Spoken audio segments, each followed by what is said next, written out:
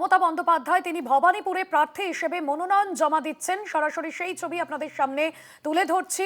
পায়ে হেঁটে মনোনয়ন জমা দিতে পৌঁছলেন মুখ্যমন্ত্রী মমতা বন্দ্যোপাধ্যায়। মুহূর্তে মনোনয়ন জমা দিচ্ছেন মুখ্যমন্ত্রী মমতা বন্দ্যোপাধ্যায়। সেই ছবি আপনারা দেখছেন। সার্ভে বিল্ডিং এ মনোনয়ন জমা মুখ্যমন্ত্রী মমতা বন্দ্যোপাধ্যায়। ভবানীপুর বিধানসভা কেন্দ্র হাই ভোল্টেজ লড়াই, এবার মমতা বন্দ্যোপাধ্যায় বনাম শুভেন্দু অধিকারীর লড়াই। আর এই মুহূর্তে যে ছবি দেখছেন আলিপুর সার্ভে বিল্ডিং এ মুখ্যমন্ত্রী মমতা বন্দ্যোপাধ্যায় তিনি মনোনয়ন জমা দিচ্ছেন। সরাসরি সেই ছবি আপনাদের সামনে তুলে ধরছি। মমতা বন্দ্যোপাধ্যায়ের মনোনয়নকে কেন্দ্র করে বেশ কিছুক্ষণ আগে সমর্থকদের মধ্যে উচ্ছ্বাসের ছবি নজরে আসছিল।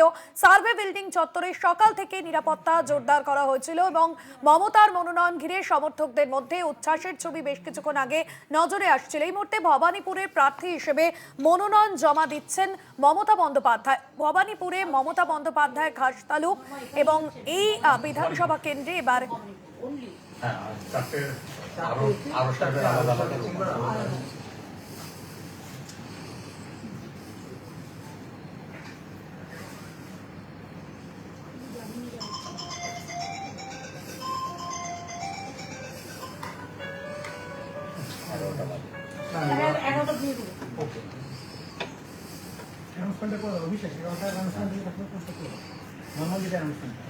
ঘোষণা শুনছেন 159 ভবানীপুর বিধানসভা কেন্দ্রের তৃণমূলের তরফ থেকে। আজ 7ই এপ্রিল 2026 বেলা 11টায় আমাদের নমিনেশন প্রক্রিয়া শুরু হচ্ছে।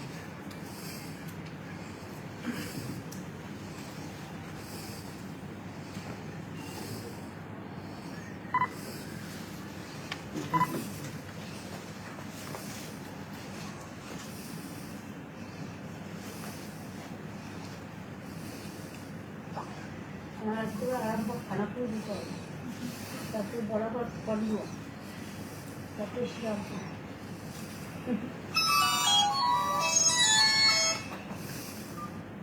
ওটা করা আমার ম্যাটার নয়, অভ্যাসে এমনিতেও নিজেরা করে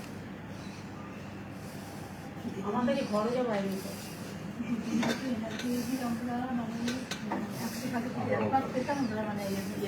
তোমাদের এনার্জি আছে।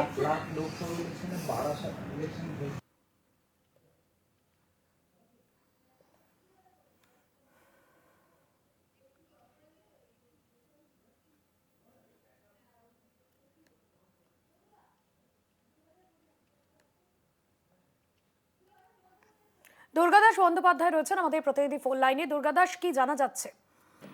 দেখো, 2026-এর যে রাজ্যের যে বিধানসভা নির্বাচন, সেই নির্বাচনে রাজ্যের তৃণমূল কংগ্রেস সুপ্রিমো মমতা বন্দ্যোপাধ্যায় অবশেষে তার নমিনেশন ফাইল করলেন বা দাখিল করলেন এই সার্ভে বিল্ডিং এতে। এবং গোপালনগরের যে মুখ বা যে ক্রসিং, সেই গোপালনগরের ক্রসিং এ এই মুহূর্তে ছোট বড় মাঝারি থেকে শুরু করে একাধিক নেতা কর্মী, সহযোদ্ধা থেকে শুরু করে তৃণমূল কংগ্রেসের মহিলা বাহিনী থেকে শুরু করে তারা এই মুহূর্তে শঙ্খধ্বনি, উলুধ্বনি এবং স্লোগান কাউন্টিং করছেন। এবং সব থেকে বড় কথা যে তার সঙ্গে এসছেন ফিরহাদ হাকিম থেকে শুরু করে একাধিক বিভিন্ন ধর্মীয় যে প্রতিনিধিরা।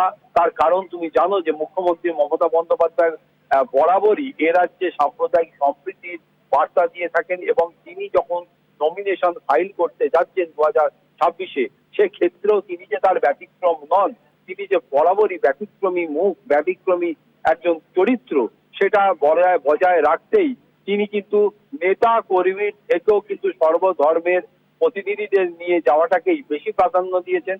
এবং ফিরহাদ হাকিম থেকে ফিরহাদ হাকিমের কন্যা, তার স্ত্রী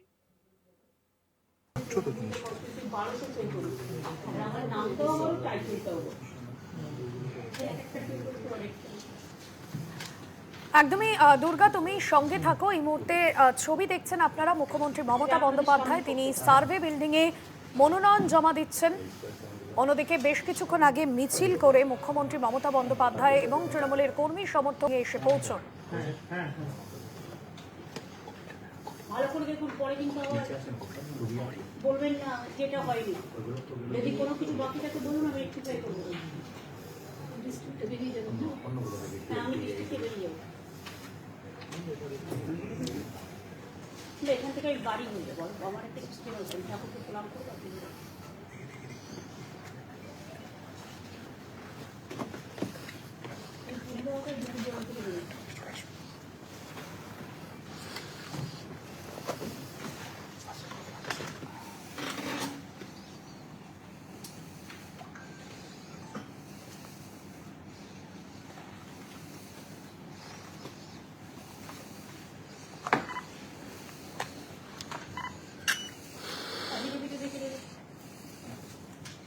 সবই দেয়।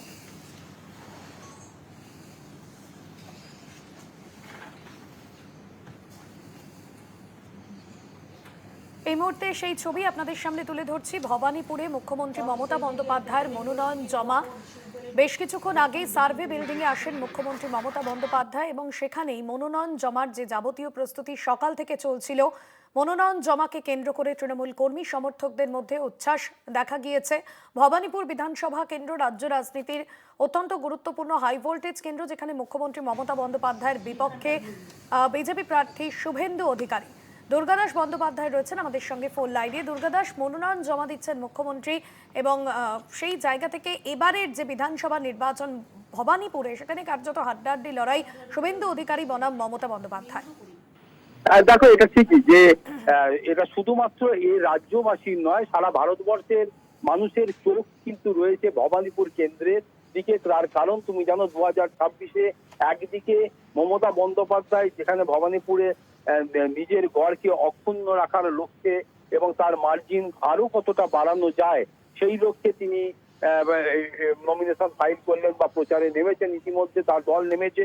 অন্যদিকে শুভেন্দু অধিকারী রাজ্যের বিরোধী দলনেতা, তিনি নন্দীগ্রামের পাশাপাশি দ্বিতীয় কেন্দ্র হিসাবে ভবানীপুর কেন্দ্রেও নমিনেশন ফাইল করেছেন এবং তিনি চাইছেন যে একটা বিগত দিনে যেমন নন্দীগ্রামে মমতা বন্দ্যোপাধ্যায়কে পরাজিত করেছেন, তাই সেখানে দাঁড়িয়ে তিনি ভবানীপুর কেন্দ্রেও এবার মমতা বন্দ্যোপাধ্যায়কে পরাজিত করবেন। তবে সময়ই বলে দেবে যে আসল রেজাল্ট বা আসল শেষ হাসিটা কে হাসে। তার কারণ এটা বলাই যায় যে ভবানীপুর কেন্দ্র কোনোদিন মুখ্যমন্ত্রী মমতা বন্দ্যোপাধ্যায়কে মুখ ফেরাননি। সেখানকার মানুষজনের আশা ভরসা সবই প্রায় অটুট রয়েছে এই মুহূর্তে এবং বিগত দিনে এ রাজ্যে সরকার থেকে শুরু করে কলকাতা পুরসভা ফিরহাদ হাকিমের নেতৃত্বে যেভাবে প্রতিটা মানুষের দরজায় দরজায় পুরো পরিষেবাকে পৌঁছে দিয়েছে, মানুষের বিভিন্ন সুখ দুঃখের সাথী হয়েছে, সেই রকম একটি জায়গা থেকে মমতা বন্দ্যোপাধ্যায়ের মার্জিন কি হবে সেই দিকেই বরঞ্চ তাকিয়ে রয়েছে তৃণমূল কংগ্রেস দলের নেতা কর্মীরা। তার কারণ তারা মনে করে যে ভবানীপুর কেন্দ্রে কোনো বাইরের কেউ এখানে এসে খাতা খুলতে পারবে না মমতা বন্দ্যোপাধ্যায়ের বিরুদ্ধে। মমতা বন্দ্যোপাধ্যায় দীর্ঘদিন ধরে তার যে লড়াই সংগ্রাম, তার সাথী ছিল এই ভবানীপুর থেকে শুরু করে দক্ষিণ কলকাতার বিস্তীর্ণ অঞ্চল, আশপাশের যে সমস্ত কেন্দ্রগুলো রয়েছে। ফলে দক্ষিণ কলকাতার বুকে মমতা বন্দ্যোপাধ্যায়কে পরাজিত করাটা শুধু দুরূহ বলাটা হয়তো কম বলা হবে। সেই জায়গায় আগামী কিছুদিনের মধ্যেই ভোট শেষ হবার পর শেষ হাসি কে হাসে সেটার দিকেই এখন তাকিয়ে রয়েছে রাজ্যের মানুষ, দেশের মানুষ। তবে এটা বলা যায় যে এই 2026-এ যে নির্বাচন পশ্চিমবাংলার বুকে হতে চলেছে, 5টি কেন্দ্র শুধুমাত্র এই রাজ্যের নয়, সারা ভারতবর্ষের মানুষের চোখ যে 5টি কেন্দ্রের দিকে চেয়ে রয়েছে তার অন্যতম প্রধান কেন্দ্র হিসাবে ভবানীপুর কেন্দ্রটিকে মনে করা হচ্ছে। তার কারণ ভবানীপুর কেন্দ্রেই তৃণমূল কংগ্রেস সুপ্রিমো তথা রাজ্যের প্রাক্তন মুখ্যমন্ত্রী মমতা বন্দ্যোপাধ্যায় তিনি প্রতিদ্বন্দ্বিতা করছেন এবং তার বিরুদ্ধে আর এক হেভিওয়েট বলা যেতে পারে শুভেন্দু অধিকারী, এ রাজ্যের বিরোধী দলনেতা, তিনি প্রতিদ্বন্দ্বিতা করছেন। এখানে ত্রিমুখী চতুর্মুখী প্রতিদ্বন্দ্বিতার সুযোগ থাকলেও মূলত দুজনের মধ্যে এখানে যে প্রতিদ্বন্দ্বিতা হতে চলেছে, একদিকে তৃণমূল কংগ্রেস মমতা বন্দ্যোপাধ্যায় এবং বিরুদ্ধে বিজেপি। একদমই দুর্গাদাস, একদমই ধন্যবাদ জানাবো তোমাকে। দুর্গাদাস বন্দ্যোপাধ্যায়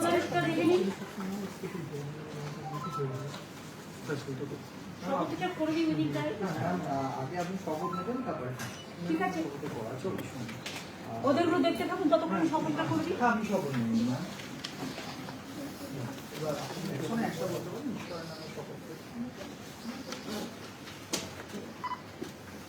আমি মমতা ব্যানার্জি পশ্চিমবঙ্গের বিধানসভার একটি আসন পূর্ণ করার উদ্দেশ্যে মনোনীত হয়ে সত্যনিষ্ঠার সাথে প্রতিজ্ঞা করছি যে আমি বিধি দ্বারা প্রতিষ্ঠিত ভারতের সংবিধানের প্রতি সম্পূর্ণ শ্রদ্ধা ও নিষ্ঠা জ্ঞাপন করব এবং আমি ভারতের সার্বভৌমত্ব ও অখণ্ডতা রক্ষা করব।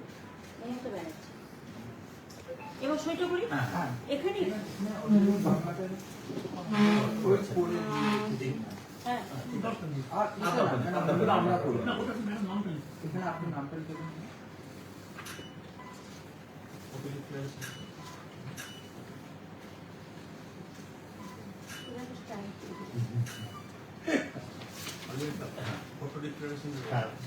এবারে সাজিয়ে ফেলো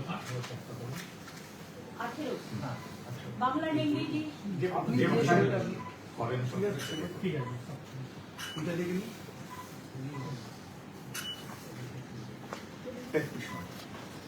ওটা তো চারটে যেহেতু জমা দেবেন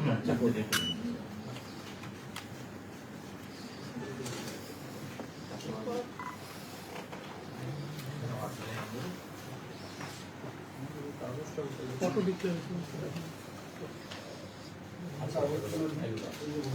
ওর সব দিক দিয়ে বলুন তিনটে হয়েছে না আরেকটা লাগবে আরেকটা লাগবে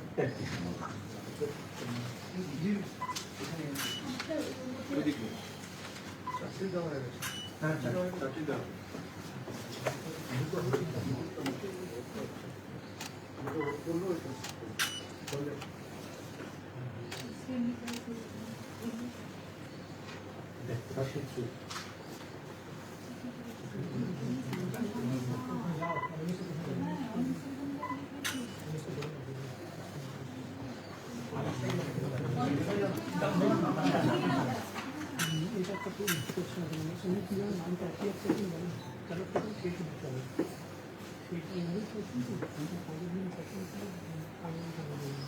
হ্যাঁ সামনেটা আগে দেবো তাহলে ম্যাম আছে তাহলে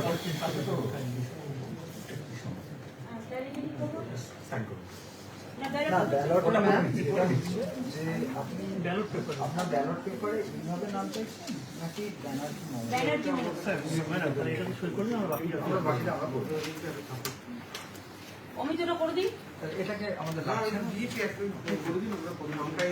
রাখছেন আমরা এখানে আছি আপনারা করে দিন না অমিত বলে টাইটেল আগে দেবো মমতা ব্যানার্জি থাকবে তাহলে ঠিক আছে তাহলে একটা সিগনেচার লাগবে ঠিক আছে? না, এটা ম্যাডামের করা কমপ্লিট করা। দেখছেন সেই ছবি, মনোনয়ন জমা দিলেন মুখ্যমন্ত্রী মমতা বন্দ্যোপাধ্যায়। এখানে গতবার বিধানসভা উপনির্বাচনে মুখ্যমন্ত্রী ভবানীপুর বিধানসভা কেন্দ্র থেকে বিজেপি প্রার্থীর থেকে প্রায় 58,000 ভোটে জয়ী হয়েছিলেন। তবে সেবার বিজেপি প্রার্থী ছিলেন প্রিয়াঙ্কা টেবরেওয়াল। এবার শুভেন্দু অধিকারী আচ্ছা তাহলে বিজেপি প্রার্থী হিসেবে লড়ছেন ভবানীপুর বিধানসভা কেন্দ্র থেকে। ম্যাম আমার আর এই মুহূর্তে মুখ্যমন্ত্রী তিনি মনোনয়ন জমা দিলেন এবং এরপর মুখ্যমন্ত্রীর সভাও রয়েছে হুগলিতে। আচ্ছা আচ্ছা ওই জন্য কেন এটা পার্টি হিসেবে হয় না আমরা পড়ে রেখেছি ন্যাশনাল পার্টি তারপর স্টেটের আচ্ছা পার্টি নামে কি যায় কোনো যায় আসে না মানে পার্টি হিসেবেও নামের যায় আসে সেটা সেরকমভাবে ব্যালটগুলো সাজাবে পার্টি হিসেবে অ্যালফাবেটিক্যালি তাহলে আমার পার্টি ফার্স্ট আর প্লেয়ার গেছে না ওই ন্যাশনাল তারপর স্টেট রিকগনাইজ ঠিক আছে ম্যাম এটা দিন ঠিক আছে। এটা আপনাকে আমাকে অফিসিয়ালি আপনাকে হ্যান্ড হ্যান্ড ওভার করতে হবে ভালো তো দাদা একটু 11টা বাজে। Thank you so much